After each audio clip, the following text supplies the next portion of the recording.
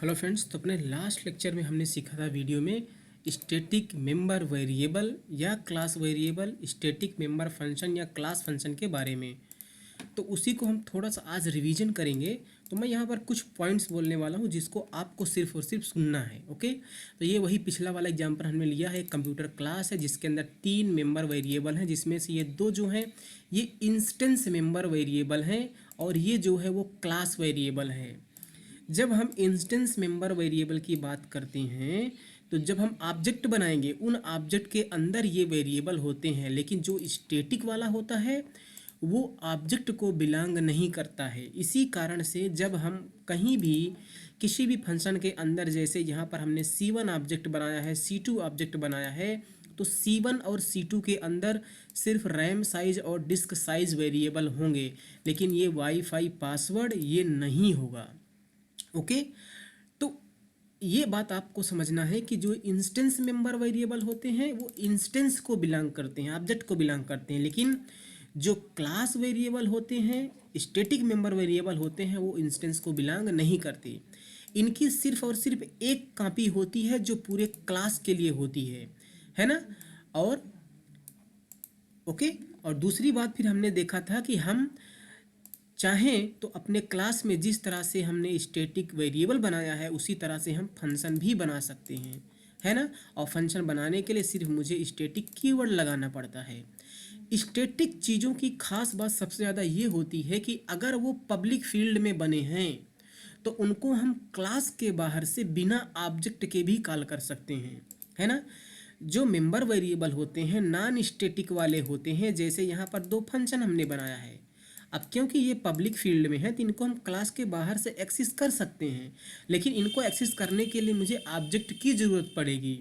लेकिन जो यहाँ पर सेट वाईफाई पासवर्ड है, सो वाईफाई पासवर्ड है, ये क्योंकि स्टैटिक फंक्शंस हैं, क्लास फंक्शंस हैं, इनको हम बाहर से एक्सेस कर सकते हैं क्योंकि ये पब्लिक फील्ड में है। और इनको कॉल करने के लिए चाहे हम ऑब्जेक्ट का यूज करें या बिना ऑब्जेक्ट के भी कॉल कर सकते हैं, है ना। हम स्टैटिक चीज़ों को ऑब्जेक्ट का यूज करके कॉल कर सकते हैं बशर्ते अगर वो पब्लिक फील्ड में है तो जैसे हमारे यहाँ पर पास 2 ऑब्जेक्ट हैं C1 C2, तो अगर मैं C1 dot set wifi password करूँ तो बिल्कुल सही है, मैं कॉल कर सकता हूँ, है ना। तो स्टैटिक चीज़ों को मैं ऑब्जेक्ट का यूज़ करके कॉल कर सकता हूँ क्लास के बाहर से। लेकिन अगर कोई भी चीज़ हमें क्लास के बाहर एक्सेस करनी है तो वो पब्लिक होनी चाहिए, तभी हम एक्सेस कर पाएंगे। कोई भी चीज़ अगर प्राइवेट फील्ड में है तो क्लास के बाहर से हम उसको किसी भी तरह से एक्सेस नहीं कर सकते। अगर उनकी वैल्यूज़ में हमें मॉडिफिकेशन करना है तो हम फंक्शंस का यूज करते हैं। वो फंक्शंस मेंबर फंक्शन भी हो सकते हैं, क्लास फंक्शन भी हो सकते हैं, लेकिन फंक्शन को हम यूज़ तभी कर पाएंगे जब उनको हमने पब्लिक फील्ड में बनाया हो। ओके, और तो यहाँ पर जैसे यहाँ पर हमने लिखा है सेट वाईफाई पासवर्ड, क्योंकि एक स्टैटिक फंक्शन है तो इसको हम क्लास के बाहर डायरेक्टली एक्सेस कर सकते हैं बिना ऑब्जेक्ट का यूज किए हुए। हम C1 C2 का यूज करके भी कॉल कर सकते हैं डाटा ऑपरेटर लगा के। अगर हमारे पास ये C1 C2 मान लीजिए ना होते तो हम इनको डायरेक्ट एक्सेस कर लेते, और डायरेक्ट एक्सेस करने के लिए मुझे यूज़ करना पड़ता है क्लास का नाम, और क्लास के नाम के साथ में 2 बार कॉलन, जिसको हम बोलते हैं स्कोप रिजोल्यूशन ऑपरेटर। तो अगर मुझे इस सेट वाईफाई पासवर्ड फंक्शन को कॉल करना है तो मैंने लिखा क्लास का नाम 2 बार कॉलन, जिसे बोलते हैं स्कोप रिजोल्यूशन ऑपरेटर, और फंक्शन कॉल करके हमने उसमें वैल्यू पास कर दिया तो ये वैल्यू जाके सेट वाईफाई पासवर्ड वेरिएबल में सेट हो जाएगी। इसी तरह से हमारे पास एक और फंक्शन है जो स्टैटिक फंक्शन है, तो इसको भी कॉल करने के लिए भी हम क्लास का नाम स्कोप रिजोल्यूशन ऑपरेटर लगा के कॉल कर सकते हैं, जो वाईफाई पासवर्ड वेरिएबल की वैल्यू को सिंपली प्रिंट कर रहा है। तो इतना चीज़ें हमने लास्ट लेक्चर में सीखा था। एक बहुत और सबसे अहम बात हमने सीखी थी कि जो नॉन स्टैटिक मेंबर फंक्शन होते हैं या जिनको हम मेंबर फंक्शन बोलते हैं, जिनको हम क्या बोलते हैं, मेंबर फंक्शन।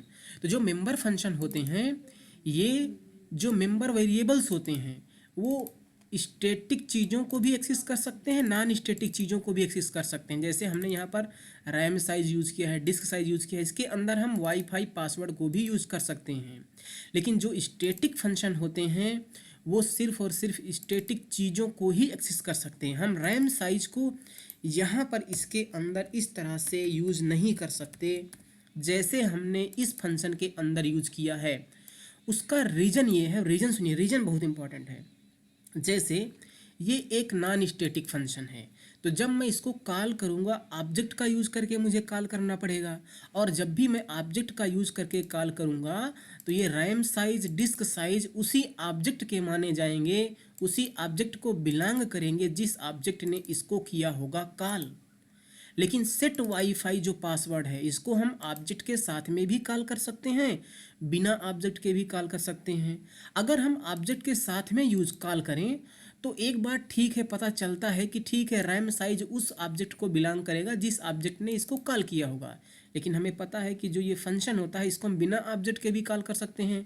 तो उस सिचुएशन में जब हम इसको बिना ऑब्जेक्ट के कॉल करेंगे जैसे यहाँ पर हमने किया है, तो ये रैम साइज जो है किस ऑब्जेक्ट का माना जाए, तो यहाँ पर ये दिक्कत हो जाएगा, प्रॉब्लम क्रिएट करेगा। इसीलिए रूल बना दिया गया है। रूल क्या है कि जो स्टैटिक फंक्शन होते हैं, जो क्लास फंक्शन होते हैं, वो सिर्फ और सिर्फ स्टैटिक चीज़ों को ही कॉल कर पाएंगे। और स्टैटिक चीज़ों को कॉल क्यों ना कर पाएँ, क्योंकि जो स्टैटिक वेरिएबल्स होते हैं वो ऑब्जेक्ट को बिलोंग ही नहीं करते, उनका ऑब्जेक्ट से कोई मतलब ही नहीं होता है।